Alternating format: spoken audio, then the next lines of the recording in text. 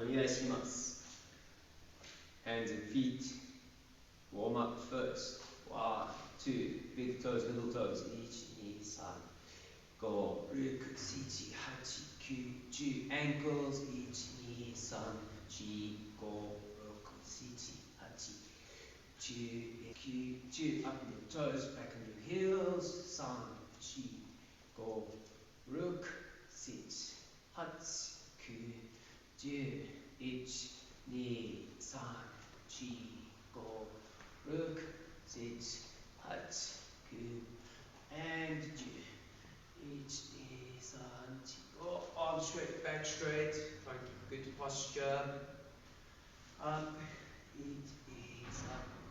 Go down. Up. Okay. Open, close. Close, open.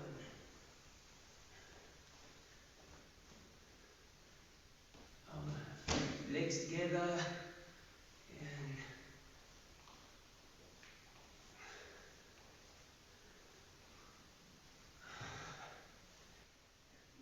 hips.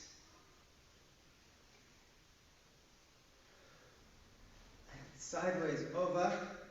So for beginners, push your hip one way, stretch the side of your body 45 up, and ear over your hip, going forward. Change. Okay. With 2 hands, keep your feet firmly pinned to the floor, rotate to the back. And change. And swing arms forward. Backwards. Up and down. Cross and rotate as you get out. And 1 forward, 1 back.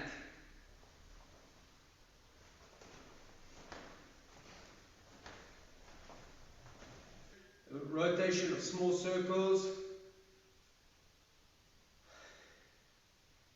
10, 40, and other way. And 40, elbows and rotating the arms. Keep the arms up, the shoulders are burning, that's okay. And open, close.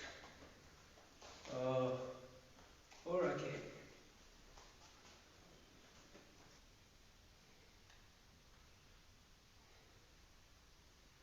Change. Bend the wrist this way. And change. Keep that thumb in. And keep contact when you change over. Change. Top. Concentrating on that thumb. Change. Hands together. Press down. Stretching. We're not saying prayers. Stretching the wrist. Up now. Pull the elbows down. Together. Applying pressure on each other. On the wrist. Push your fingers together now. Spread the thumb from the top. 1 wrist. Fingers and thumbs. 2 fingertips. 3 bottom up. Wrists. Fingers and thumbs. Fingertips from the front. Wrists. Fingers and thumbs. Fingertips. And shake out your hands. And hands and hips. Pull your left arm back so that you're making the stretch a little bit bigger. Change. Drop the arms. Relax them. The shoulder must be down. And you want to keep those shoulders down. And if you tighten those muscles underneath the arms, keep those arms. Imagine you've got very heavy arms. Keep your chin up. Heavy arms, chin up, and now. And it's useful to do this in front of a mirror because it then helps you orientate your head. Change. Alright.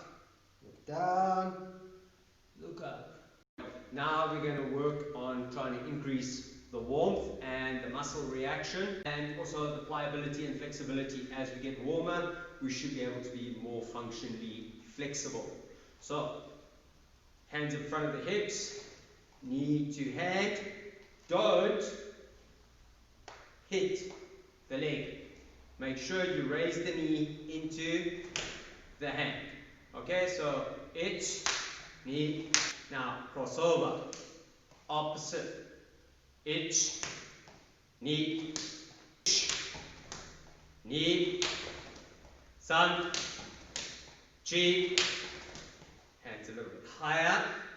Shoulder height is fine. Toe touch. Watch out for what your support leg's doing.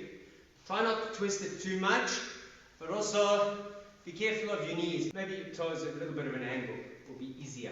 You ready? Itch, knee, sun. Crossing over. Itch, knee, sun, chi, chi. Go. Rook. Little bit of flexibility and stance work. So Shikudachi. Push that back foot. Zen Kusudachi. Watch out for leaning back. Head over your hips. Press over the toe. So we're back to Shikudachi. Knee and hip. Zen Kusudachi. Press. Knee and hip. And rotate. One foot at an angle. Other foot forward. Standing comfortably. Now, sit like you're sitting on a chair. But all my weight is on my back leg. Now, this is the start of cat stance. If I just lift my heel about 1 centimeter, it's more like Gorgie. When I lift it up very high, like our friends from Story.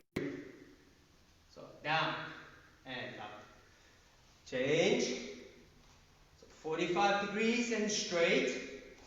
Forward. It's like I'm standing. 50-50. Now I'm going to sit onto this back leg as if I'm sitting on a chair. One of my sensei always complained that I tend to pitch forward. Try as much as possible. Keep that body upright. Hips square. Sit back onto that back leg. Front foot, very light.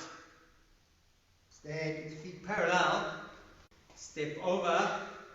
Try and pull the other leg back. And over. Turning my body. And I'm dropping. So I'm not doing the kata version of the stance. But I'm doing a variant of it to facilitate increased flexibility. Alright. Back to Shikudachi. Concentrate, bring your body forward. A lot of people falling forward, back straight, sit, and drop. So stretching and up. About 20 seconds at most, 30 seconds. Okay? So this, very low. Now we're going to change it. We're going to put our knee up near our shoulder. I'm not particularly fussed if your toes are up or your toes are down. I don't really care. I just want you to get your knee into your hand without your body falling over. If you want to train both, do several with the toes up and do the next set of 10 or so with the toes down. So hands up, we alternate. 1, 2, 3, 4. Alright, so most of those I have my toes down.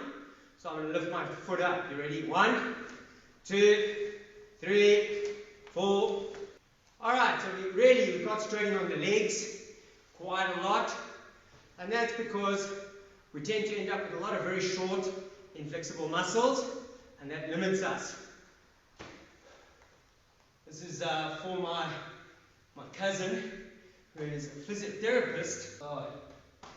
So Kilroe and Associates, bum out, shoulders back, stretch, and now what I tend to do, roll and tighten, straighten the back. So what I tend to do is not always correct for everyday life. Human body tends to do this. So So some of you have to learn pelvic tightening and abdominal contraction, creating a certain amount of compression within the torso. So rise, compression. Now if you can hold that compression, now we start to learn vibration or rotation of the hip. You look like a bee. If you don't tuck your hip in, then it looks like you're swaying your butt sideways. And this is immediately a giveaway that you haven't got any compression here. The pelvis is here to shift the position of the groin. If the groin is hanging, difficult to block and parry. The moment I lift up, the groin is hanging, but it's more in front. And that means all of the low type blocking techniques will cover the groin. You need to make sure this is not an option for attack and that is covered by defense. That's the reason for this pelvic lifting motion. Hips, our power source. Start feeling these muscles here working as well as these muscles.